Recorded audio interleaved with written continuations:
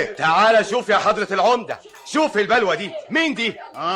دي زاهي مشاغبة، أكبر مشاغبة. هو ده اللي ربنا قدرك عليه يا عمدة؟ عايزة إيه؟ مش عايزة حاجة، انتوا اللي عايزين. طب اوعي اوعي اوعي. مش هوعي.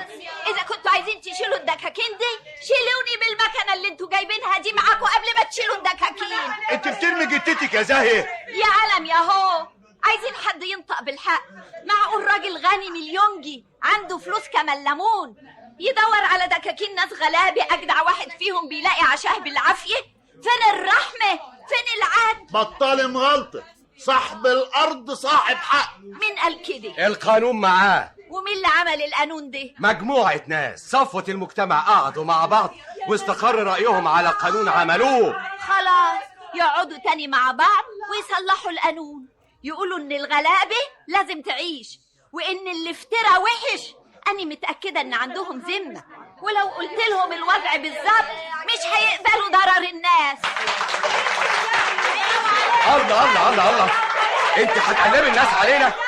اللي بتعمليه ده غلط وهضطر أقبض عليكي. اقبض علي، يا ريت تقبض علي عشان أسمع صوتي للدنيا كلها.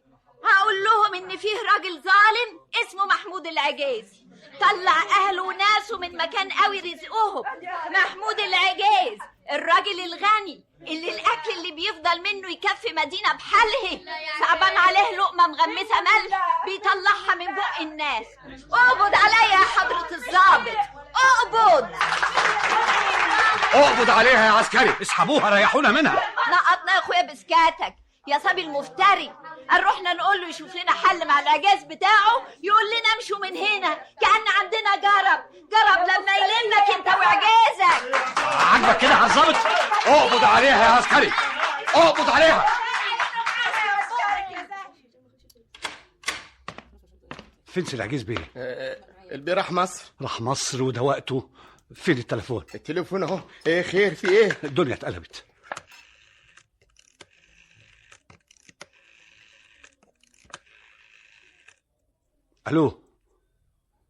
الو فين سي العجيز؟ ايوه ضروري. الو ايوه سي عجيز، حصلت بلاوي. الحرمه اللي جت لحضرتك هنا وحضرتك ما رضيتش تقابلها عملت مشاكل جامده قوي، والبلدوزرات وقفت وقبضوا عليها. لا ما استلمناش حاجه. هنستلم ازاي يا سي عجيز؟ مشكله كبيره اكتر يا بيه. طيب حضرتك جاي؟ ماشي. ما انا كنت عايز اقول لحضرتك على اللي حصل بالظبط. خلاص اللي تشوفه اما تيجي حضرتك. ما احنا محتاسين اخر حوسه. مع السلامه يا سي عجيز. في انتظارك يا سي عجيز. ده كلام برضو يا بنتي؟ تعرضي نفسك للحبس والحاجات اللي زي دي واحنا مجرمين يا بنتي؟ هي دي أول مرة تحبس يابا، على الأقل المرة دي محبوسة بقيمتي وبسبب له قيمة. يا بنتي احنا مالنا ومال الكلام ده، بس احنا غلابة يابا حق الناس. عارفة يا أختي العزبة من ساعتها بتحلف بحياتك والناس كلتها بيحبوكي قوي قوي. انت هتخني ودانها يا صرايا يا بنتي. ايه انا مش قصدي يابا، انا بقول لها اللي سمعته. مد ايدك يا بنتي. خدي دول. ايه دول يابا؟ 2 جنيه اللي قدرت عليهم ينفعوك في محنتك. واني بقى جبتلك شوية جبنة وشوية مش بدل ما اجيبلك عيش وحلاوة. أنا مش عايزة حاجة، ما تنعوش همي. أنا مبسوطة قوي في الحجز، والعساكر هنا بيعاملوني معاملة كريمة. السلام عليكم. سلام ورحمة الله. عن إذنك يا شويش، أنا واخد إذن بزيارة ست زاهية. اتفضل، مفيش أي مشكلة. أنت نورتنا يا ست زاهية، وأنا باسم أهل القرية بشكرك على اللي أنت عملتيه ده واجب يا حاج، واجب. وإحنا لمينا مبلغ. اتفضلي. اهدي. دي حاجة كده تعينك على الحبس. لا لا لا لا، قول للناس الطيبين إني ما أقبلش حاجة زي كده أبدا. أنا كفاية عليا شعورهم معايا. ده موقف شهامة تاني، وانا سمعت ان كذا محامي من بلدنا هيقفوا معاكي يترفعوا عنك. أنا معايا ربنا ونفسكوا يا حاج. السلام عليكم. وعليكم السلام يا سيدنا. أنا جاي عشان أشكرك على رجولتك. حكيم أنا مش لاقي أجدع من كلمة رجولة أوجهها لك. تعيش يا سيدنا. أنا فخور إن علمتك وما زلت. لا مؤاخذة نسيت أسلم عليكم. ازيك يا شيخ حسن؟ أنا بخير وسعيد. المهم ريشة الحكاية على إيه؟ لسه ربنا يسهل. على فكري عايز أهمس في أذنك. خير يا سيدنا. أني متنازل عن راتب 3 أشهر بالتمام والكمال. للدرجة دي؟ أنت تستحق أكثر من ذلك بكثير يا زاهية. العوافي يا زاهية. أهلا يا ست خديجة. النبي في ظهرك تقبلي مني حلة المحشي دي، ده بعد إذنك يا شويش. خدي راحتك. أني واكلة وشبعانة يا خديجة. هتكسفيني يا زاهية. لا يا أختي مش هكسفك يا خديجة يا أميرة. فيه ناس كتير قوي جايين من العزبة، جايين علشان يزوروكي. يا أختي ربنا يخليهم، ناس طيبين ويستاهلوا إن الواحدة تضحي بحياتها عشانهم. يا سلام على الكلام الأصيل، مفيش بعد كده. يسلم أصلك يا حاج، يسلم أصلك.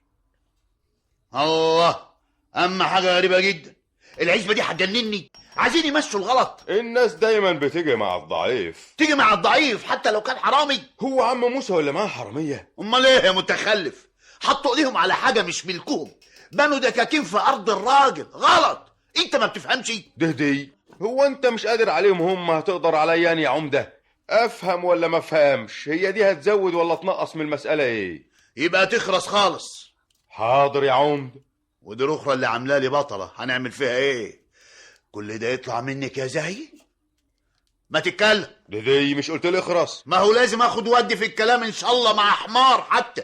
انت اهي محبوسة في المركز يا عمدة. انا عايز احلها، عايز اكون قدام ادارتي مظبوط. هيقولوا عليا اني مش عارف احل ولا اربط. ايوه صحيح، لا عارف تحل ولا تربط يا عمدة. بتقول ايه يا ولا؟ لا بقول الحكاية وسعت قوي يا عمدة. ولا اطلع بره، ولا اطلع بره وهات لي حد عدل اتكلم معاه. يعني امشي في الشارع اقول العمدة عايز يتكلم مع اي حد عدل؟ يا حضرة العمدي، يا حضرة العمدي، في ايه يا ولا؟ إشارة من البند، عايزينك على التليفون يا عمدي. استر يا رب، مش عارف بطني بتكركب كده ليه. ايه، اجيب لك شوية شيح يا عمدة؟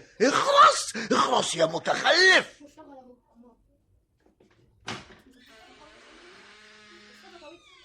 يا زاهي، يا ست زاهي.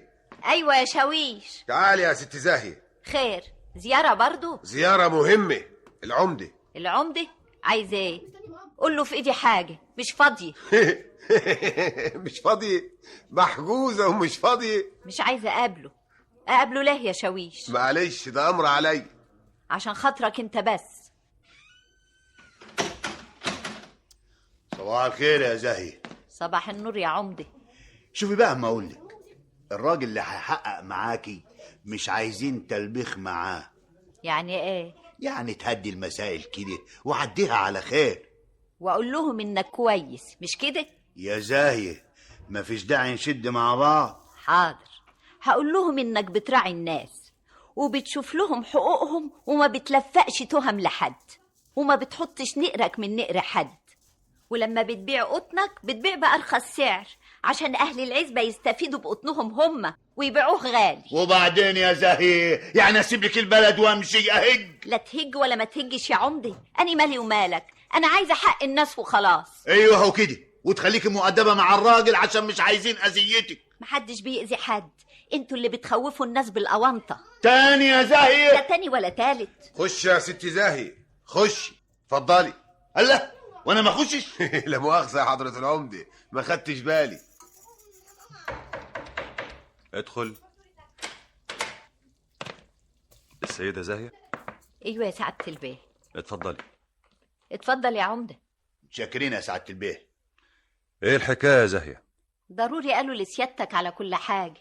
طبعا قالوا كل حاجة، بدليل ان انا هنا دلوقتي. يبقى خلاص حضرتك سيد العارفين. زاهية، اي حد يلاقي حتة ارض فاضية يبني عليها وياخدها كده جهجهوني؟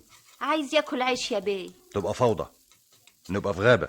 غابة لما القوي ياكل الضعيف، لما الأسد ياكل الغزال ولا النعام، لكن لما الضعيف عايز يعيش ما تبقاش غابة سيادتك. بس القانون ما قالش كده. مفيش قانون في الدنيا يقول ان اللي يلاقي حاجة يستولي عليها. يعني معقول يا زاهية واحد يشقى ويتعب ويكافح ويمتلك بالحلال، ويجي واحد على الجاهز ياخد ثمرة شقاه وكفاحه؟ انت عايزة تهدي ابسط قواعد العدالة. ثم معقول يتساوى الذي يعمل والذي لا يعمل؟ زاهية انت بتغلطي. يا باه اللي اعرفه ان الناس دي غلابة وعايزة تعيش، واني بتكلم باللي حساه. كل ده على عيننا وعلى راسنا، بس اللي انا اعرفه اكتر اننا لازم نحافظ على املاك واموال الناس. هما مش كفرة لمجرد ان عندهم.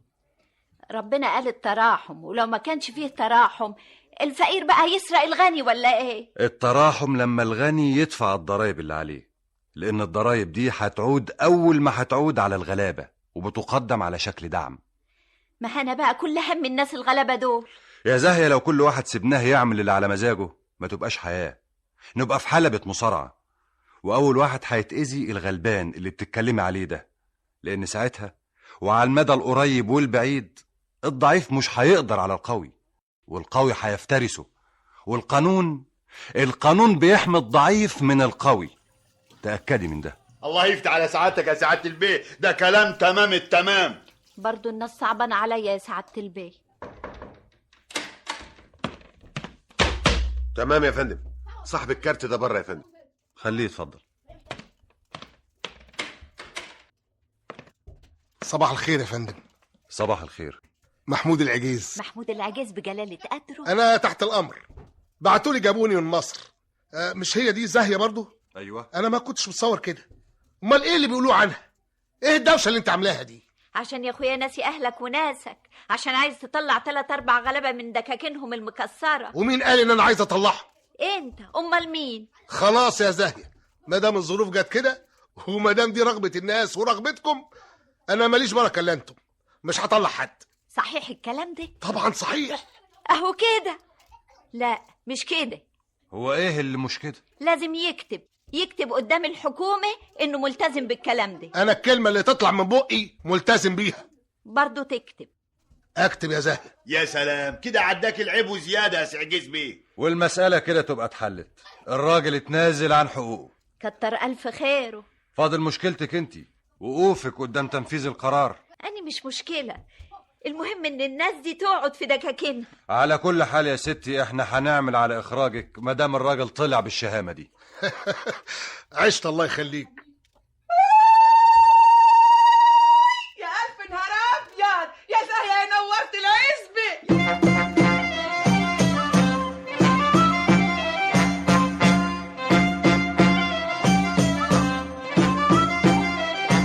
يا العقل، ده ايه النور دي؟ ده ايه الهنا دي؟ ده انت شرفتيني ورفعت راسني، المسؤولين احترموكي وقدروكي والدنيا كلها مشت كلمتك. كنت هتضيعي نفسك عشان أنا فداكم، انتوا حتة مني وانا حتة منكم. ده كلام يا سعجيز، تضحي بحتة أرض زي دي في سرة البلد عشان كلام فارغ. امال كنت عايزني اعمل ايه؟ اقف قدام الطيار؟ الزفتة دي اللي اسمها زاهية هيجت العزبة والناس عليا، وهبص الاقي نفسي فجأة مفتري وظالم ومصاص دم. بس ده حقنا. معلش، ده طيار جامد ضدي، والنغمة اللي قالتها بتعجب الناس. مش عايزين شرارة تتحول لنار وابص الاقي نفسي في الاخر نصابه على حبل المشنقة. ده انت حاسبها حساب تاني يا سعجيز، وهتسيب الارض تروح ولا ما تروحش مش مهم، المهم زاهية دي ما يبقى لهاش حس تاني. ازاي يا سعجيز؟ ما هو ده اللي انا بفكر فيه. اني طول عمري بقول زاهية دي مش هينة. ناس بتقول انها داخلة في الحكومة جامد قوي. كفاية انه راجل كبير قوي جه يتفاهم معاها بنفسه. احنا كنا فين وبقينا فين؟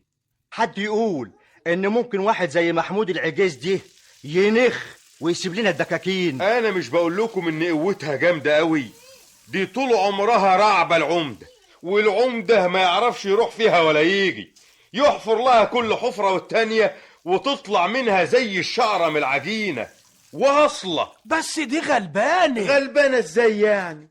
واللي حصل ده ايه؟ معجزي لكن مش عارف. لا دي ليها قيمتها. ايوه طبعا، دي واصلة مش عايزة كلام. نقول لها مش هناخد الدكاكين يا زاهية، قالت لا هتاخدوها، وخدناها. ايوه حصل. ربنا يجعل لك في كل خطوة سلامة يا زاهية يا مشرفة بلدنا. مش واجب برضه ناخد لها هدية؟ اي والله واجب. ناخد لها زيارة ونروح لحد البيت نتشكر ليه. ده كلام برضه. ايه ده النبي قبل الهدية. لا ده انتوا كده تزعلوني قوي. سمنة وقشطة وفاكهة دول اللي انتوا جايبينهم، هو انا مستنية منكم حاجة برضه؟ ده انتوا اهلي وناسي، لا يمكن اقبل حاجة زي كده. لا مالكيش حق يا زاهية، ده انت كده تكسفيني. هو انا عملت حاجة؟ كنت هتودي نفسك في داهية عشان ولا داهية ولا غيره. مش بقول لك واصلة؟ المهم أنا مش هاخد حاجة. طب انسي كل حاجة، احنا اهلك وجايبين لك زيارة، هي تكسفي اهلك. إذا كان كده معلش، بس مش هقبل كل الحاجات دي، هاخد بس حاجة كده رمزية. هي كلتها حاجة رمزية.